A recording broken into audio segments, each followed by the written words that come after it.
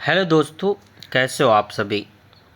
आज नया अंक का शुरुआत करने जा रहे हैं। अंक 1 आपका समाप्त हो चुका है और प्लेलिस्ट भी आपको हमारे यूट्यूब चैनल पे मिल जाएगा, जहां से आप एक साथ सभी डिक्टेशन अंक 1 के प्राप्त कर सकते हैं।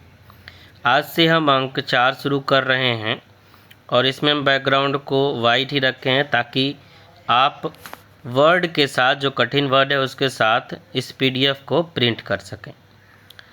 ठीक है, तो चलिए आज के डिक्टेशन को शुरू करते हैं। ये जो अंक 4 है उसका, और ये डिक्टेशन आपको मिलेगा 85 से 90 शब्द प्रति मिनट। ऐसा हम क्यों कर रहे हैं? क्योंकि एग्ज़ाम में बहुत ज़्यादा फ्लैक्चुएशन होता है। यदि आप 85 से 90 लिख कर जाएंगे घर में, तो एग्ज़ाम में आपको कैसा भी डिक्टेशन हो 80 के स्पीड में दिक्कत नहीं होगा। ठीक है, इसलिए आप का जो एग्ज़ाम में 80 वर्ड है उससे आप 5 शब्द या 10 शब्द प्रति मिनट ज़्यादा ही लिखें और अनसीन लिखें, तो एग्ज़ाम में फ़ायदा होगा। क्योंकि पिछले बार जिस तरीके का डिक्टेशन पूछा था, यदि उस बार पूछ दे तो आपको दिक्कत हो सकता है। तो चलिए हम लोग डिक्टेशन शुरू करते हैं 5 सेकेंड बाद। 5, 4, 3, 2, 1। आदरणीय महोदय, हमारे इतिहास के इस अत्यधिक कठिन दौर में आपने मेरे प्रति जो विश्वास दिखाया है उसने मेरा हृदय छू लिया है। मैं अनुभव करती हूँ कि हमारे सामने जो इतनी चुनौतियाँ हैं उनमें से हम पहली चुनौती का सफलता से सामना कर चुके हैं, और यही एक ऐसी चुनौती थी जो हमारी पार्टी की एकता के लिए खतरनाक थी। हमने साथ मिलकर पहला कदम उठाया है। मैं आशा तथा ईश्वर से प्रार्थना करती हूँ और मुझे इस बात का विश्वास भी है कि भविष्य में भी हम साथ मिलकर ही काम करेंगे। जब अपने उद्देश्यों और काम के तरीकों के बारे में सहमति हो तभी एकता का कुछ अर्थ होता है। सदा कांग्रेस के ऊंचे आदर्श रहे हैं। अनेक बार हम अपने रास्ते से भटके हैं। अनेक बार हमने गलतियां की हैं।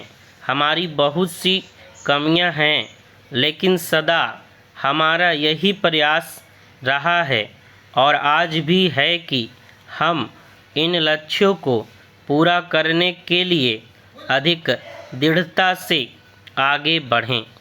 हम केवल वादों की उलझन में नहीं फंसना चाहते। हम जब समाजवाद शब्द का प्रयोग करते हैं तो इसका अर्थ है पूरे देश के लोगों की भलाई। गांवों में रहने वाले भूमिहीन किसानों की भलाई, जो गरीब का सबसे बड़ा कष्ट भोग रहे हैं। हमें इनकी भलाई के लिए भरसक प्रयास करना चाहिए और उन लोगों की भलाई के लिए भी जो कारखानों में काम करते हैं। लेकिन इसके साथ ही हमें देश की उभरती हुई पीढ़ी, देश के युवा वर्ग और बुद्धिजीवियों से भी अपने को अलग नहीं करना चाहिए। हमें उन लोगों की कठिनाइयों पर भी ध्यान देना चाहिए जो सरकारी कार्यालयों में और दूसरे कार्यालयों में काम करते हैं। वे लोग जो हमारी आवश्यक सेवाओं को चलाते हैं, क्योंकि यही लोग भारत के सच्चे लोग हैं। इन सब लोगों की ओर हमें पूरा ध्यान देना चाहिए और यह देखना चाहिए कि हम इन लोगों की अनेक कठिनाइयों और समस्याओं का किस प्रकार तेजी से हल निकाल सकते हैं। आज कोई भी जिम्मेदार व्यक्ति अथवा पार्टी ऐसा कोई वक्तव्य नहीं दे सकती जिसमें बड़े बड़े वादे किए गए हों। स्वतंत्रता के बाद कुछ वर्षों में हमने बहुत उन्नति की है, लेकिन इसके साथ ही समस्याएं भी बढ़ती रही हैं और आज केवल सही नीतियों की ही मांग नहीं है, बल्कि इन नीतियों को तेजी से लागू करने की भी मांग है। आदरणीय महोदय, यह समय कठिन परिश्रम का साथ मिलकर आपसी विचार विमर्श से और अपने देश के विशाल जन समुदाय तथा सब वर्गों की महत्वाकांक्षाओं के अनुरूप काम करने का है। यदि हम जन समुदाय से फिर अपना घनिष्ठ संपर्क बनाने में सफल होते हैं और यदि हम इस संपर्क को कायम रख पाते हैं तो भविष्य के कार्य की ठोस नींव पड़ जाएगी। आज हमारे सामने बदली हुई परिस्थितियां हैं। हमें बताया गया है और यदि आंकड़े सही हैं तो 1994 से वोटों की संख्या में केवल 5% ही उतार चढ़ाव हुआ है, लेकिन फिर भी बेहद बदली हुई परिस्थितियां हैं। आज हमारी पार्टी की ही सरकारें नहीं हैं, बल्कि कुछ राज्यों में हम विपक्ष में हैं। हमें लोकतंत्रीय तरीके से काम करने का अच्छा स्तर कायम करना है। हमें भविष्य में साथ मिलकर काम करना है। जहाँ कहीं भी विपक्ष देश की भलाई के लिए कोई काम करता है, जहाँ कहीं हम यह अनुभव करें कि विपक्ष सही दिशा में काम कर रहा है, तो हमें उसके साथ मिलकर काम करना है। हमें अन्य दलों की सरकारों का केवल विरोध के लिए ही विरोध नहीं करना चाहिए, जैसा कि कभी कभी स्वयं हमारी सरकारों के साथ हुआ है।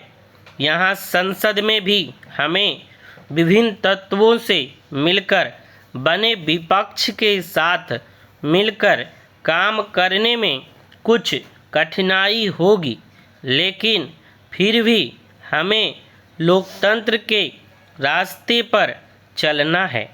हमें पार्टी की उच्च लोकतंत्रीय समाजवादी कृषि प्रणाली के प्रति अपनी निष्ठा प्रकट करनी है।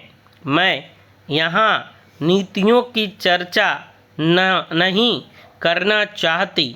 मैं समझती हूँ कि आपके साथ मिलकर इन पर विचार करने के अनेक अवसर आएंगे।